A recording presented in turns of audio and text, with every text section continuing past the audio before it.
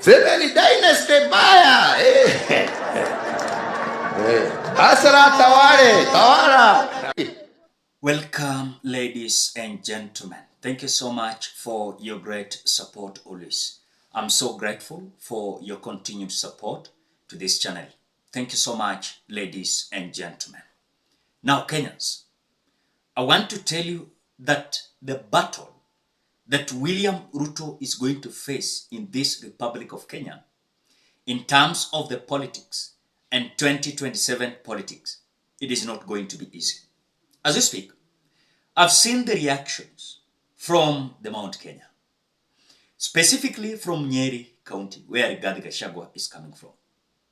They are claiming that if William Ruto will manage to remove GACHAGUA, and so GACHAGUA is going to go home, then they are requesting William Ruto that if GACHAGUA is going, he should not take back that deputy president seat to the mountain.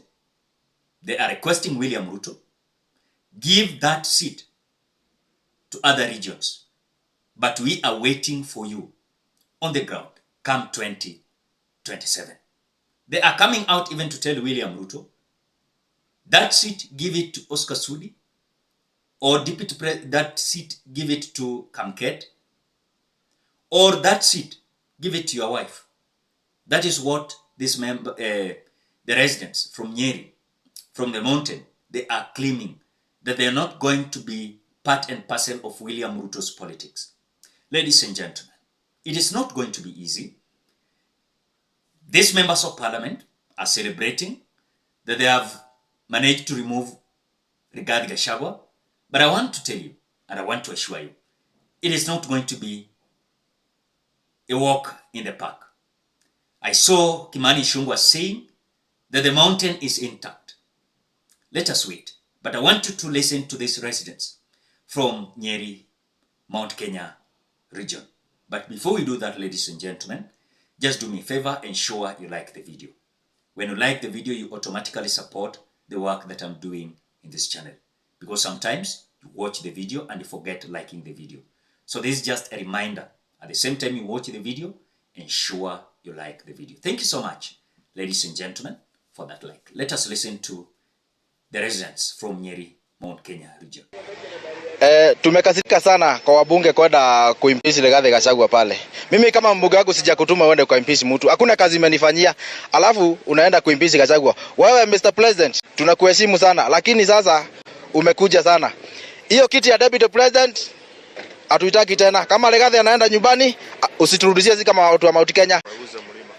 Pea Oscar Sudi, Kamket, na kama uko na related family Mafaruku Kibet ya kuwa deputy president. Hata na unamjua vizuri sana.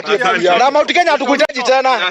Yeah, ama bibi yako. Tumalize na That is the statement that is coming from Nyeri County, where Rigathi Gachagua is coming from. Wewe ukitoa Rigathi Gachagua, enda na hiyo kiti. Sisi hatutaki tena. Hatutaki hiyo kiti cha deputy president. Now, you know very well, Ruto owns the National Assembly and judiciary. Because William Ruto realized the ground is so hostile and no one is likely to support his agendas and policies. So Ruto is an autocrat. So far, Ruto depends on members of parliament and Raila Amolo Odinga backup. Ruto is going to bring back the referendum.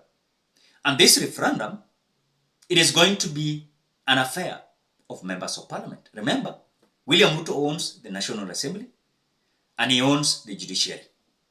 So they will go to court and say, but we are elected members of parliament by the people. And so we have powers to change this constitution. You know?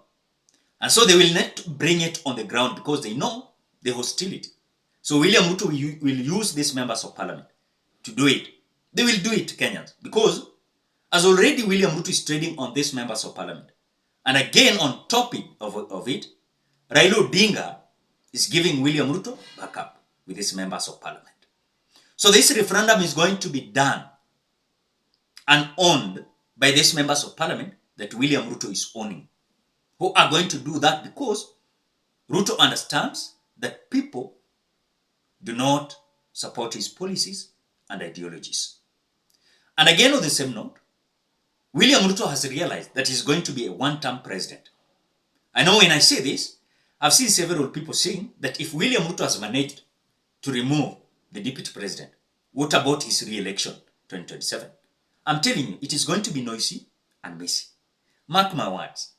As a young man who at least understands small politics in this Republic of Kenya, I told you here, it is not going to be easy. The ground is going to be against William Ruto, and it is going to be serious. I want you to listen to these uninclusive details. My learned friend is arguing from a point of view of a guy called Dworkin and Hart, legal professors who spoke about the norms of legality and the legal structures. You know, a learned friend should not put himself down. He's quite learned by arguing this point, and I'm quite savvy to that point.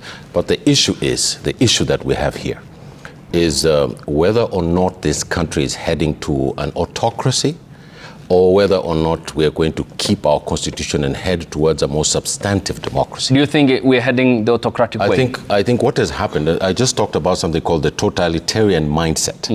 The president owns the National Assembly. He owns the judiciary.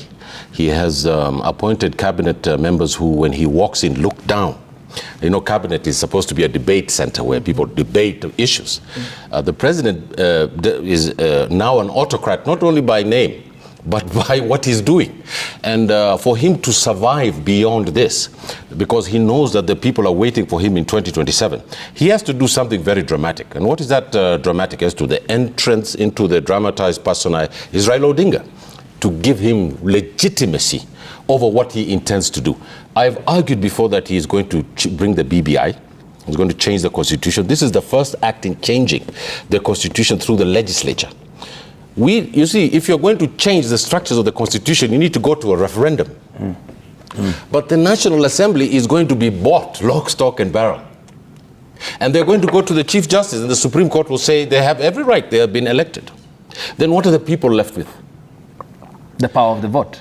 But are we going to get that vote? You see, I'm questioning things about that's coming, because I can see the playbook now. Now, the problem with Mr. Ruto, and I've said that he is a one-term president, he will not bring people together, and he's going to go in 2027. But he's going to go kicking and screaming, in my view, because his mind is in the past. He has been brought up in an authoritarian terrain, and therefore everything that he knows is, you know, me, myself, and I. And that doesn't work in the society that we're in now. And I am very worried about the future of our country, because he has failed politically. Everybody sees that. The economy has failed. The areas of culture, we don't even exist. He is attacking the Gen Zs as looters and people who want to burn down the country, and in the international press. Thuggishness and disappearance is continuing. These are just facts. It's not something that I'm talking about. It's not a theory. So there's a wholesale capture of the president's attempt to topple the very idea of our constitutional government. And I think that we have to be very careful about the future of this country, because if that happens, as my learned friend on the left here will tell you in 2 seconds, that's going to cause a civil war. Okay. Yes, Senator. And that is how things are going to be. I know some people might not understand today, but as time goes by, you are going to understand whatever is likely to happen on the ground. But remember one thing, this is something that William Ruto saw it long time ago. Immediately, he was declared a winner by Wafula Chebukati. What did William Ruto did? He started poaching these members of parliament from independent, from other political parties, all the way till now is like controlling the parliament. The same to judiciary. You know, the man confused the judiciary totally. So I don't think if there is a room that William Ruto will leave for these members of parliament to be independent. If it is about money, he will come out and give them. This is what you must do it. This is what you must do. But remember, we as Kenyans, we have been left stranded. Our voice nowadays does not matter. And I told you here, it is so ironical that now seems like it is members of parliament who are donating powers to us, the people. It is us who usually donate powers to these members of parliament. After taking over, it is them. So critically, you can understand the juncture we are in. But remember, it depends how Kenyans are going to take this. If also they are going to be confused, they are going to rally behind, again, William Samoei Ruto. I think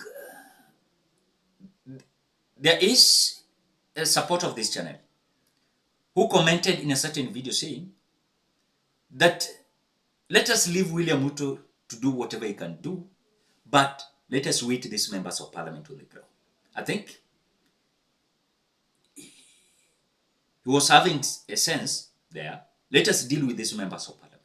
Because these are people whom William Ruto are using to, of course, force his agenda on the people. And that is whatever is happening. Ladies and gentlemen, I know the politics of the mountain is not going to be the same again. I promise you.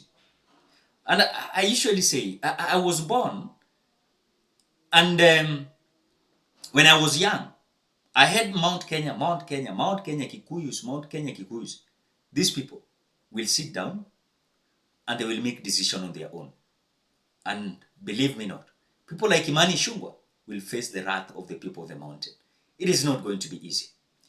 Let them succeed, and in fact, it is my prayer, let them remove GACHAGUA so that they can now face the consequence, real consequence from the ground. Ladies and gentlemen, what do you think? Drop your opinion at the comment section below. Otherwise, thank you so much because of your great support. Please consider subscribing, liking, commenting, and sharing this video. Bye-bye till we meet in another video.